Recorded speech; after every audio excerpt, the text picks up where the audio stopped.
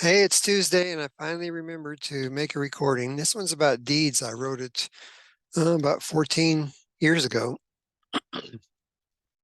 Recently, I read that the Barnstable County Registry of Deeds has put all of the land records back to 1704 online for the world to search. Go to the Barnstable Registry of Deeds website and click the free public search and try one of your Cape ancestors. This notice got me to ruminating about all the time I've spent in that room full of dusty old books of recorded deeds in the old village of Barnstable. Barnstable County was incorporated on 2 June 1685 as one of 3 counties in Plymouth Colony because the administrative load at colony headquarters was becoming a burden. Plymouth and Bristol counties made up the rest of Plymouth Colony administration at the time.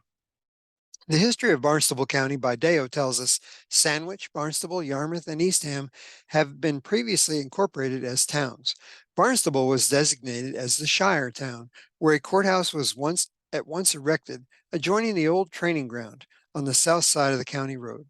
An attempt was made in 1734 by petitions in behalf of the lower towns, Eastham, Truro, Monomoy, to have the county divided, and those towns set off as a distinct county. The first record of a deed in the county was made October 5th, 1686 by Joseph Lothrop, Register. Previously, the records of deeds were made at Plymouth in the Old Colony records. Since then, 94 volumes have been filled. On the night of October 22nd, 1827, the brick building, erected some years before by the county, and which was occupied by the clerk of the judicial and probate courts and the register of deeds for the county, was burned. One volume, number 61 of the record, was saved. 93 were burned with a large number of deeds in the office.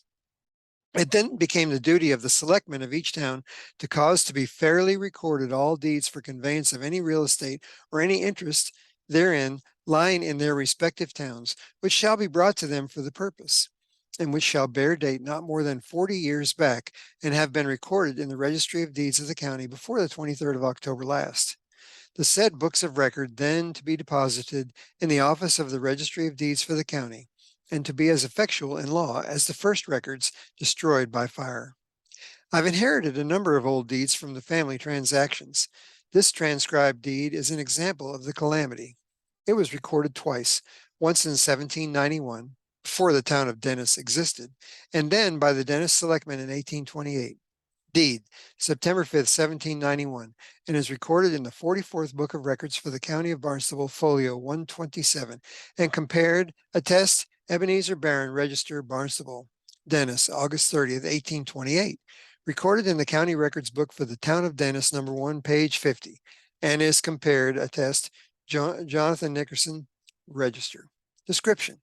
Know all men by these presents that I, Thomas Howes, Jr., of Yarmouth, in the county of Barnstable, yeoman, in consideration of the just sum of £9, paid to me in hand by the said Elkanah Sears of the same Yarmouth, and receipt whereof I do hereby acknowledge, do hereby give, grant, sell, and convey unto the said Elkanah Sears and his heirs a certain piece of woodland lying to the north of Quaker Road, containing about 4 acres, or be the piece more or less, and bounded as follows, viz., the south side lying by the South Quaker Road, and then westerly by land belonging to Isaac Howes, northerly by land belonging to the widow Rebecca Crosby, easterly by land belonging to George Howes, so to the said road with all the privilege belonging to the same, to have and to hold the same to the said Elkanah Sears and his heirs and assigns to his and theirs free use and behoof forever.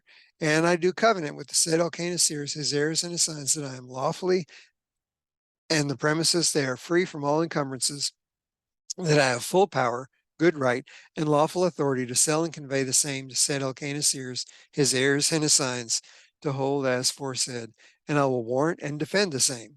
Boy, a lot of repetition, huh?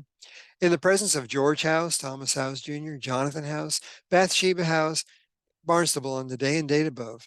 The above named Thomas Howes acknowledged this instrument executed by him to be his act and deed before me, Atherton Hall, Justice Peace. Can you imagine the selectmen knocking at your door? The War of 1812 recently concluded, and the country only 50 years old, and asking you to re-register your property. I'm sure many woodlots were conveniently forgotten to avoid paying taxes, at least until it came time to sell the property. These are a very interesting source for genealogy information. I particularly like the deeds of division, where a piece of land is divided among family members, often the result of a will being probated or a person dying intestate.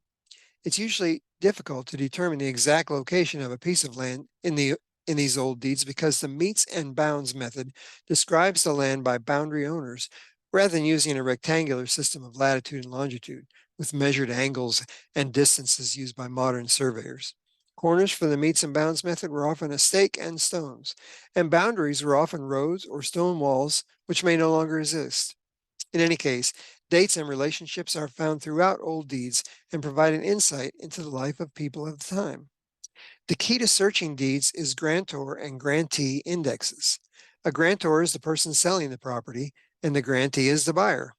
An entry in a grantor or grantee index will have a book and page number where the deed is recorded. These deed books are handwritten or typed transcriptions of the original deeds. That's why I have so many original deeds. The purchaser kept the original deed. But just because you have a deed doesn't mean you own the land. You never have to give up a deed. You just make a new deed when you sell the property to the new grantee. So these deeds have only sentimental value because all the land was sold, with the exception of a piece of saltworks land in Crow's pasture in East Dennis, which appears never to have been conveyed outside the family. Of course, we haven't paid taxes on the property either, so the town of Dennis could easily take this land in lieu of payment of taxes. It's all in a conservation area next to Quiva Creek now and not buildable. We no longer have to travel to Barnstable to look through those old books, and this online treasure will become a key element in our future genealogy work in Barnstable County. I'll miss handling the books and looking at the old pages of history, but welcome the online access. Can the probate records be far behind? I just wanted to share the picture of the deed that I've got here. I don't know, I've got the bottom part of it here. So 9 pounds for 4 acres. 2 pounds an acre, not a bad deal. You can see at the bottom a piece of wax seal. Thomas Howes, Bathsheba Howes signed the deed. And here's in the presence of witnesses, George Howes and Jonathan Howes Jr. over on the left side. Well, hope you enjoyed that little presentation, and maybe I can get back on track with these Tuesday presentations.